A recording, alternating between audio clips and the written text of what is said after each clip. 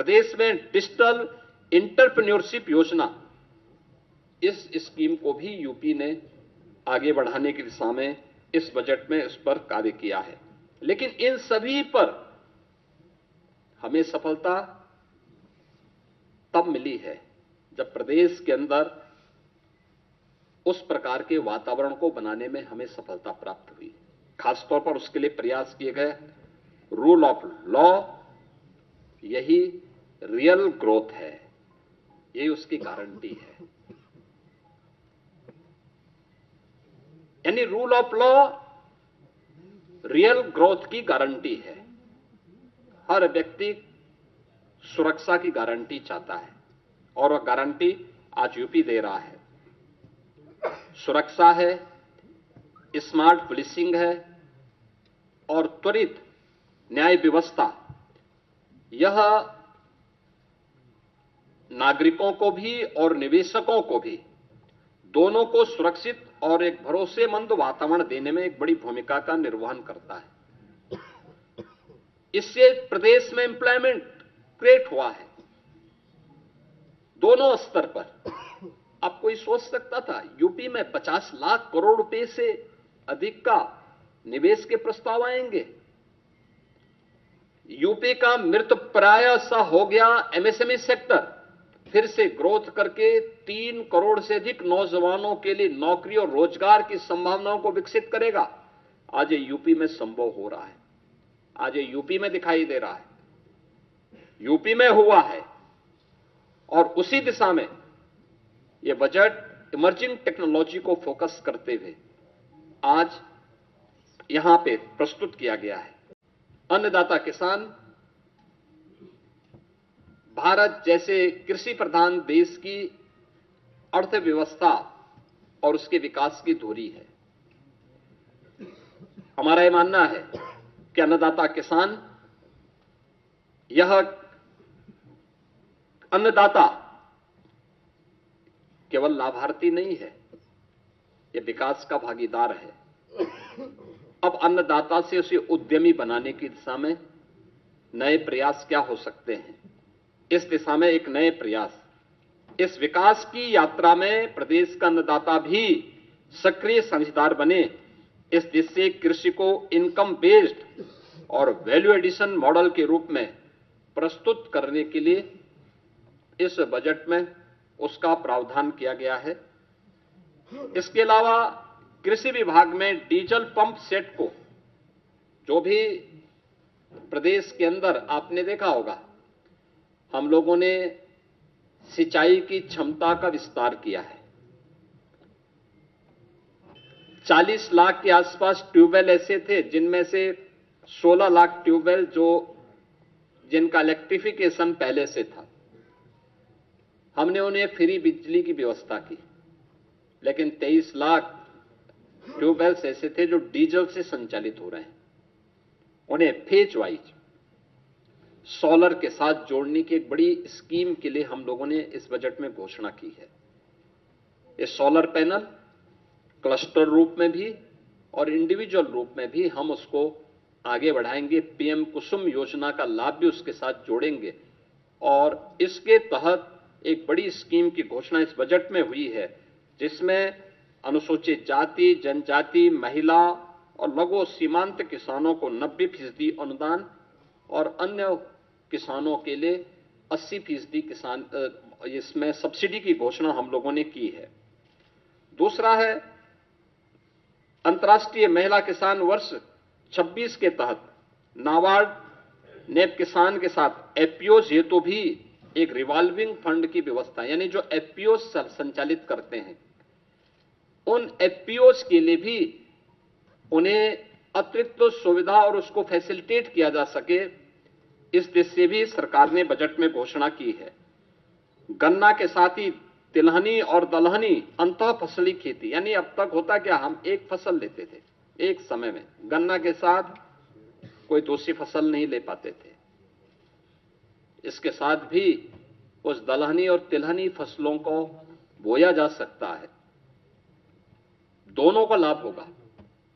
लेकिन इससे पहले कुछ प्रगतिशील किसानों को हम लोगों ने प्रोत्साहित किया, लेकिन इस बजट में हम लोगों ने इसके लिए अच्छा प्रावधान किया है और यूपी के किसानों का जो प्रोडक्ट है वह एक्सपोर्ट हो सके, इसके लिए एग्री एक्सपोर्ट हब्स के रूप में हम लोगों ने नोएडा इंटरनेशनल एयरपोर्ट को विकसित करने की कार्रवाई आगे की है। इसमें उत्तर प्रदेश में कृषि और बागवानी उत्पादों की जो क्वालिटी है और उसका प्रोडक्शन है, इस दिशा में भी सरकार ने इस बजट में उसका प्रावधान किया है। वर्ल्ड बैंक के साथ हम लोग मिलकर के UP agrees platform, UP agrees के कार्यक्रम को आगे बढ़ा रहे हैं।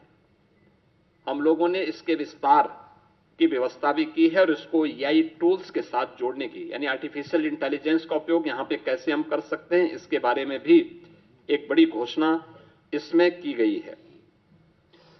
विश्व की सबसे बड़ी अन्न भंडारण योजना, इसमें उत्तर प्रदेश में इस बार हम लोगों ने बजट में 2 लाख मीट्रिक टन अतिरिक्त खाद्यान्न भंडारण की क्षमता विकसित करने का टारगेट भी तय किया है। यानी स्टॉक यहां पे प्रदेश के अंदर वेयर हाउसिंग का निर्माण हो, बड़े बड़े गोदाम बने, इसके लिए विशेष सब्सिडी की व्यवस्था, इसके लिए हमारी पहले से पॉलिसी है। उस पॉलिसी के दायरे में जो भी निवेश करना चाहेगा उसको हम प्रोत्साहित करेंगे और ये इस भी स्कीम हम लोगों ने दी है। इसके अलावा पशुओं को बीमा सुरक्षा देने के उद्देश्य से मुख्यमंत्री जोखिम प्रबंधन और पशुधन बीमा योजना में भी हम लोगों ने एक प्रावधान किया है, जिसमें 85% तक जो प्रीमियम होगी वह सरकार देगी और सरकार ने उसके लिए व्यवस्था की है। प्रदेश में मछुआरों को बेहतर मूल्य दिलाने के लिए state of art wholesale fish मंडी और फिश प्रोसेसिंग सेंटर के लिए भी धनराशि की व्यवस्था स्टेट में की है। लैंडलॉक्ड स्टेट में यूपी की प्रगति इस दिशा में देश के अंदर अग्रणी राज्यों में है और इस दिशा में उस जो कार्य करने की संभावनाएं हैं, इसमें वर्ल्ड फिशरीज प्रोजेक्ट सेंटर की स्थापना का भी एक बड़े कार्यक्रम को हम आगे बढ़ा रहे हैं, जिसको एक सेंटर ऑफ एक्सीलेंस के रूप में विकसित करने की कार्रवाई को भी व्यवस्था की है। 4 चीनी मिलों की क्षमता संवर्धन के प्रावधान को, जिसमें छाता मथुरा के अश्वनी और logistic hub, wearing house complex हेतु भी धनराशि का प्रावधान किया है और अन्य चीनी मिलों में भी इसकी व्यवस्था के प्रावधान किए गए हैं। मित्रों, बजट में अलग अलग विभागों के लिए सभी बजट प्रावधान में काफी वृद्धि की गई है। खासतौर पर जो बजट के प्रावधान हुए हैं, इसमें हमारा अवस्थापना और औद्योगिक विकास के लिए भी इसमें काफी वृद्धि हुई है। आगरा लखनऊ से हरदोई फर्रुखाबाद गंगा एक्सप्रेस वे की कनेक्टिविटी के लिए धनराशि की व्यवस्था की गई है। गंगा एक्सप्रेस वे से प्रयागराज, मिर्जापुर, वाराणसी, चंदौली, सोनभद्र तक यानी शक्तिनगर तक इसके विस्तार का घोषणा हुई है। गंगा एक्सप्रेस वे को मेरठ, हरिद्वार तक ले जाने के लिए भी बजट में घोषणा की गई है और पूर्वांचल लिंक एक्सप्रेस वे को यानी सोनभद्र के शक्तिनगर तक, चंदौली, गाजीपुर तक ले जाने के कार्यक्रम को भी हम लोगों ने आगे बढ़ाया है। यूपी बायोफ्यूल प्लास्टिक केंद्र को भी विकसित करने की कार्रवाई को हम लोगों ने आगे बढ़ाया है और एफडीआई फॉर्च्यून 500 के अंतर्गत आने वाली जो कंपनियां हैं, एफडीआई के लिए आने वाली कंपनियों के लिए भी विशेष प्रावधान हम लोगों ने इस बजट में उसकी घोषणा भी की है। इसके साथ ही एमएसएमई सेक्टर में काफी बड़ी संख्या में हम लोगों ने इसको प्रोत्साहित करने के लिए कार्य किया है और एक बड़ा घोषणा, हर जिले में स्किल डेवलपमेंट के एक बड़े केंद्र को, जहां से हम हब एंड स्पोक मॉडल पर उस कार्यक्रम को आगे बढ़ा सकते हैं। इसके तहत सरदार वल्लभ भाई पटेल एम्प्लॉयमेंट जोन, इसके लिए भी प्रावधान की घोषणा की है, जिसमें 50 एकड़ से लेकर के 100 एकड़ क्षेत्रफल के एक बड़े क्लस्टर में स्किल डेवलपमेंट कार्यक्रम के साथ ही अन्य कार्यक्रमों को भी लागू करने का एक विशेष कार्यक्रम किया गया है। वन डिस्ट्रिक्ट वन कुजीन योजना के अंतर्गत भी स्थानीय खाद्य पदार्थों की ब्रांडिंग की जा सके, इसको प्रोत्साहित करने का भी प्रावधान इस बजट में किया गया है और उनके लिए विशेष प्रावधान किया गया है।